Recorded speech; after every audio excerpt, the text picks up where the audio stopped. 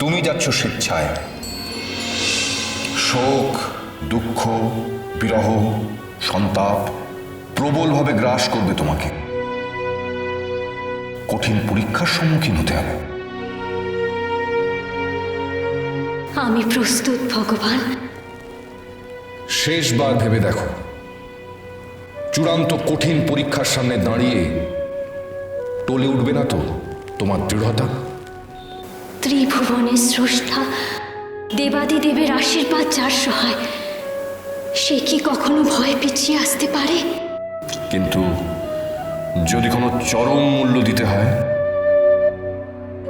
অনিরুদ্ধর সঙ্গে স্বেচ্ছায় মর্তলোকে যাচ্ছ তুমি। বরণ করে নিতে চাইছো দুঃসহ পার্থিব রোগ, শোক, দুঃখ। কিন্তু অনিরুদ্ধর জন্য কত দূর যেতে পারবে তুমি? আপনি অন্তর্যামী প্রভু। আপনি তো জানেন যার জন্য আমি স্বর্গ সুখ ত্যাগ করে মর্তলোকে দুঃখকে বরণ করতে পারি, মানব জন্মে তার জন্য প্রয়োজনে যত দূর যেতে হয় আমি যাব। যদি পাহাড় টলাতে হয় টলাবো, যদি অসম্ভবকে সম্ভব করতে হয় করব, যদি সশরীরে আমাকে স্বর্গেই আসতে হয় আসবো। ছি, এ কি ভাবছিলাম আমি? কি ভাবছিলাম? আমি যে মহেশ্বরকে বলেছিলাম আমি কখনো হার মানব না, কখনো না। হে প্রভু, আমায় তুমি ক্ষমা করে দাও, ক্ষমা করে দাও। এই চিন্তা আমি কখনো করবো না, কখনো না। আমাকে যে জিততেই হবে, জিততে হবে আমাকে। উষা আর অনিরুদ্ধর মিলন হবেই, হবেই।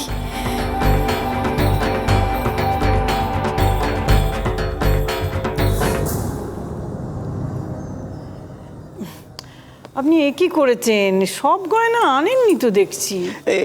একে বেনিমশাইয়ের তো এক্ষুনি সব গয়নার দরকার নেই, আর আস্তে আস্তে সব গয়না দিয়ে যাবো খন। মা বেহুলার তো এক্ষুনি বিয়েটা হচ্ছে না। না, ওই আসলে বের তো ভালো দিন পাওয়া যাচ্ছে না, তাই দেরি হচ্ছে।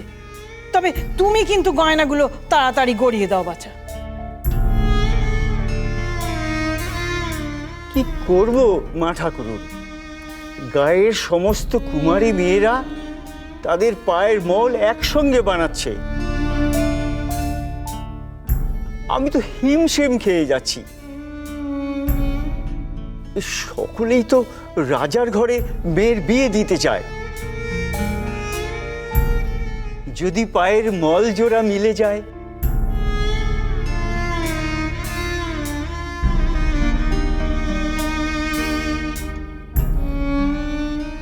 আচ্ছা বাবু, ঠিক আছে, তোমাকে অত কথা কইতে হবে না। তুমি গয়নাগুলো কবে দেবে সে কথাটা বলো না।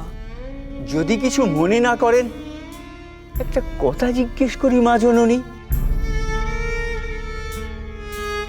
বিয়েটা ভাঙলো কি করে?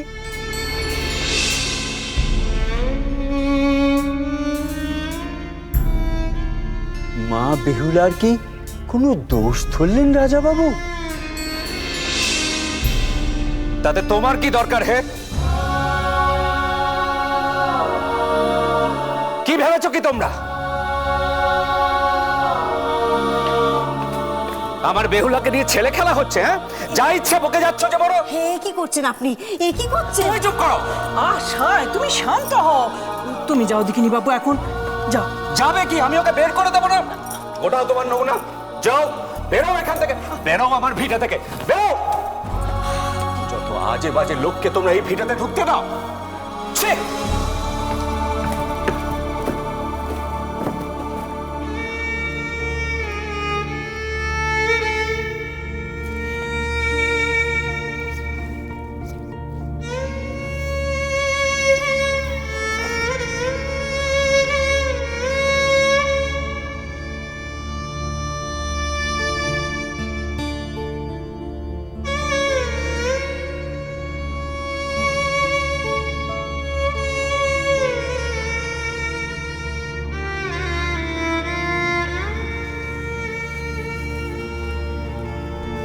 পথ দেখাও প্রভু, যে সন্তানকে দেখে আনন্দে, তৃপ্তিতে, গর্বে বুক ভরে যেত, যার স্থৈর্য, ধৈর্য, শিক্ষা, বিচার, বুদ্ধি দেখে ক্ষণে ক্ষণে চমক লাগতো মনে। সেই বাল্যকাল থেকে চূড়ান্ত বাস্তব বুদ্ধি ও দূরদর্শিতার পরিচয় দিয়ে জয় করেছে সকলের মন। আপন অধিকারে অসীন হয়েছে রাজার সিংহাসনে। যার জয় জয়কার প্রজার মুখে মুখে, তার তার এত অধঃপতন। আজ আমার সন্তান আমারই সামনে এক কুহকিনী নারীর প্রতি তার তীব্র আকর্ষণ ব্যক্ত করতে এতটুকু কুণ্ঠাবোধ করছে না প্রভু। লজ্জা, ঘৃণা, ভয় বিসর্জন দিয়ে নারী সঙ্গ কামনা করছে, তাও আবার তার জন্মদাতার সামনে। তোমার আশীর্বাদ ধন্যা যে দৈব শক্তিধারী সুলক্ষণাকে পাত্রী হিসেবে আমরা পছন্দ করেছি, সেই বেহুলাকে তুচ্ছ করে সে কোন এক ছলনাময়ীকে বিবাহ করতে চায়। আর সেই নারীর প্রতি প্রেমে উন্মাদ হয়ে ত্যাগ করতে চায় তার সিংহাসন, তার পরিবার, এমনকি তার বাবা মাকেও। এই অনাচার যে আর সহ্য হচ্ছে না ভোলানাথ। এই অর্বাচীন, উদ্ধত, অবাধ্য সন্তান আমার উত্তরাধিকারী, আর এর হাতেই দিয়ে যেতে হবে আমার এতদিনের অর্জিত মান, সম্মান, সুনাম রক্ষার দায়িত্ব, আমার প্রিয় চম্পকনগরের দায়িত্ব। না প্রভু, না না না, কিছুতেই না, আমি তা পারবো না। তুমি এর বিচার করো দেবাদিদেব। লক্ষিন্দরের মন থেকে মুছে দাও সেই মায়াবিনীর প্রতি মোহ। ফিরিয়ে দাও আমার সে আগের সুস্থ, সুন্দর ও মার্জিত লক্ষিন্দরকে। ফিরিয়ে আনো প্রভু তাকে বিপদ থেকে, তার মতি ফেরাও প্রভু, তার মতি ফেরাও। ছেড়ে দাও, পথ ছাড়ো, যেতে দাও বলছি। না যেতে দেবনি, বলছি তো যেতে দেবনি। মা, মা, শিগগিরই আসুন না মা। বাবা কোথায় আপনি? দেখে যান আমাদের তো সর্বনাশ হতে চললো।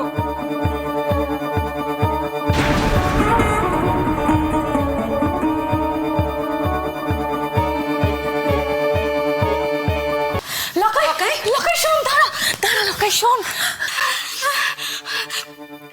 আমাকে এরম করে বাধা দিও না বৌদিমা, তোমাদের কথা আমি শুনতে পারবো না। অমন করিস নি লকাই, আমার কতটা শোন। লকাই তুই বুঝতে পারছিস না, তুই দেশে করে জেলে নোস।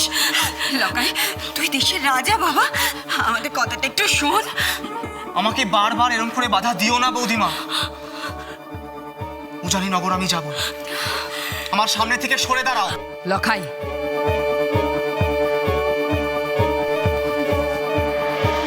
কে তো কেমন ভাবে বশ করলো লকাই? হ্যাঁ, তোর জন্য মা শয্যা নিয়েছে,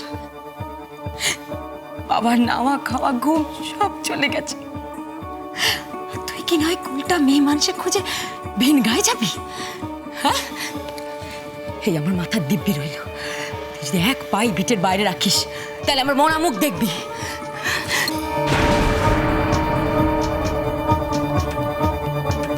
এসব কথা বলে তুমি আমাকে আটকাতে পারবে না বৌদিমা। তোমরা অনেক বলেছো, আর কোনো কথা নয়। লকাই